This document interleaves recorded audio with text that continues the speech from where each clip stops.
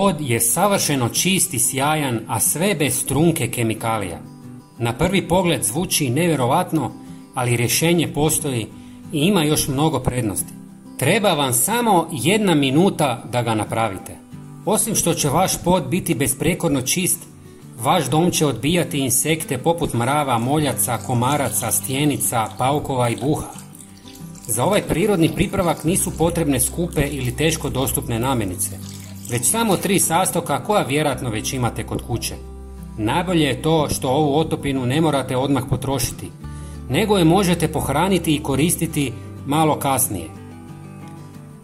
Priprema počinje tako da iscijedite malo limunovog soka. Limun je poznat po svom antimikrobnom djelovanju, a osim što učinkovito dezinficira i osvježava prostor, uklanja masnoće i neugodne mirise te ostavlja ugodan i prirodan miris. Također, njegov miris odbija i insekte. Prijatelji, volio bih znati odakle me gledate.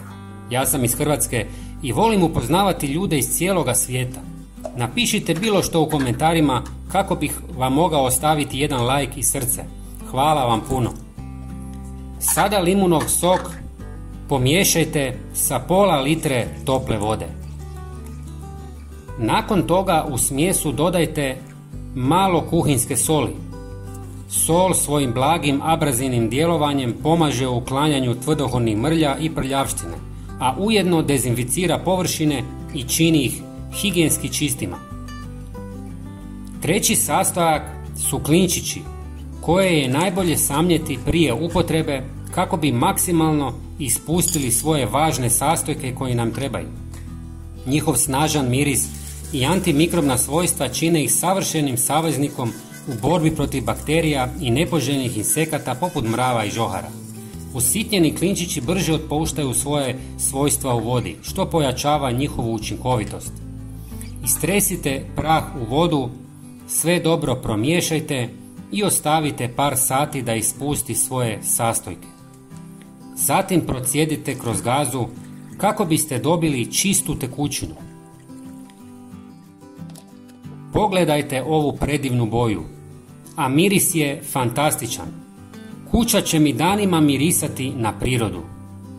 Dobivenu tekućinu ulijte u kantu sa nekoliko litara vode. Tako ćete dobiti snažno i potpuno prirodno sredstvo za čišćenje podova. Osim za podove, možete ga koristiti i za pranje kupaonica, toaleta te drugih površina koje trebaju svježinu i čistoću. Ako pripremite veću količinu nego što vam je potrebno, pohranite je u zatvorenoj posudi i koristite za par dana. Prirodna sredstva za čišćenje nisu samo učinkovita, nego i sigurna za vaš dom i okoliš.